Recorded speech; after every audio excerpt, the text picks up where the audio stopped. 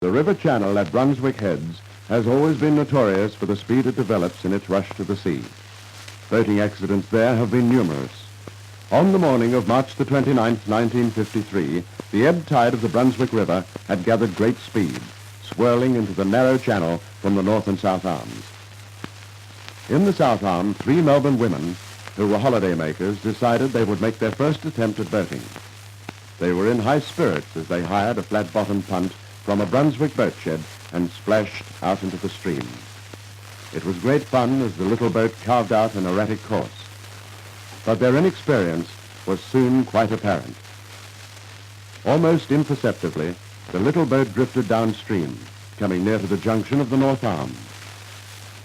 Still, the 3 women splashed with their oars gaily, and the little boat turned the corner. Then the channel grabbed them.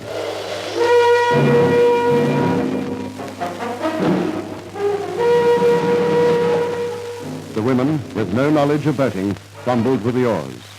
But onwards the boat sped, past anglers on the shore of the channel, in the direction of the open sea. "Watch out! Get back!" the crowd on the shore called. But the 3 women in the little boat, now tossing in midstream, were powerless to divert their course from the treacherous bar. The women huddled together with fear, and the boat raced towards the open sea. It struck the first wave, lifted its nose, and then swung broadside onto the next. The flat-bottomed punt reared and turned over as the next wave picked it up almost playfully. As the women were flung into the sea, onlookers along the channel screamed in horror. One of them dashed frantically along the beach to the Brunswick Surf Life Saving Club. There, 3 members of the club, 2 brothers, Clive and Barry Hammond, and another boy, Bill James, were drying themselves off after their regular Sunday morning swim.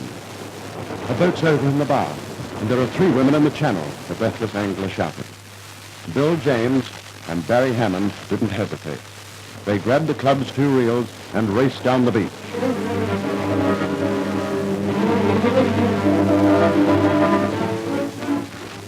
Clive was still wearing the flippers he had been using in his swim earlier that morning. Other club members played out the lines as Barry Hammond and Bill James set course across the swirling channel mouth. The women's heads could be seen with the upturned punt, now 150 yards to seawards and in some of the worst water in the far north coast. Equipped with his flippers, Clive Hammond called to his brother. "I'll go to them. You try and hold them up, and I'll bring out the lines." Clive Hammond, his flippers churning the water, defied the current to reach the upturned boat. The women, terrified, were beginning to lose their grips on the craft. But then Hammond reached them. But just as he did, a wave came down over everything like a curtain. For 2 of the women, it seemed like the end. But the resourceful Hammond seized them both by their hair and hung on. The 3rd woman, a fair swimmer, kept herself afloat nearby. Hammond looked anxiously for the boatmen, but they were nowhere in sight. With a woman in either hand, Hammond decided he would have to risk the long haul to shore alone. They were alone, in the middle of the bar, 150 yards from land, and going further to seaward.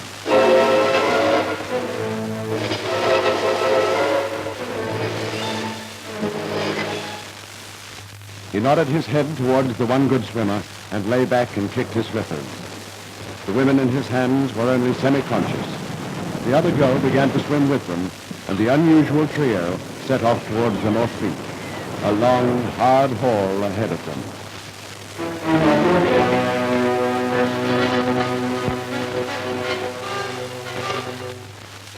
But fate was with them.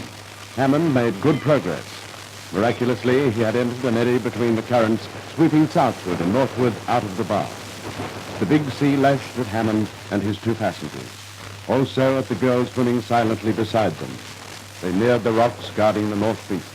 Hammond took a look over his shoulder and decided to risk the narrow passage. The women in his hands were limp. If they weren't landed soon, all was gone. Still, no sign of the boatman. Hammond felt the stabbing pain in his back as wave after wave dropped them onto rocky outcrops. But still he kicked his flippers, holding tightly to his patience. And then, after what seemed an eternity, they were in shallow water. Other club members by this time had borrowed a boat and crossed the channel further down. They helped Hammond and his two lifeless patients onto the North Beach. Hammond had been supporting the women for nearly 1 hour. The third woman, too, had reached shallower water near the rocks, and the lifesavers brought her ashore. The lifesavers of Brunswick Club speedily worked on the two women Hammond had rescued, and they began to respond. In a short while, shocked, dazed, and bruised, they were able to walk to a boat and return to their hotel in Brunswick Heads. A remarkable rescue had been achieved. But where were the two boatmen who had set off with Hammond on the rescue bid? These two young lifesavers, Barry Hammond and Bill James, against the savage outgoing current, had struggled courageously towards the bar. But the spiteful water looped their lines and entangled them in the rocks. The two boatmen were in peril of being sucked into the depths of the ocean. As a last resort, they discarded their belts. And even then, they were a mile down North Beach before they were able to land. Both their lines were washed out to sea and never recovered. 6 months later, Clive Hammond was called to an investiture in Sydney. Mrs. C.J. Delaney, the wife of the Commissioner of Police, presented Hammond with the Royal Shipwreck and Humane Society's Silver Medal and the Certificate of Merit. The Silver Medal is the Society's V.C. for bravery. Barry Hammond and Bill James received the Certificate of Merit. The Surf Life Saving Society of Australia also conferred honours on the three men, and the presentation was made by the State Governor, Lieutenant General Sir John Northcliffe. The inscription on the silver medal Hammond received best sums up the gallant exploits of that March day in 1953.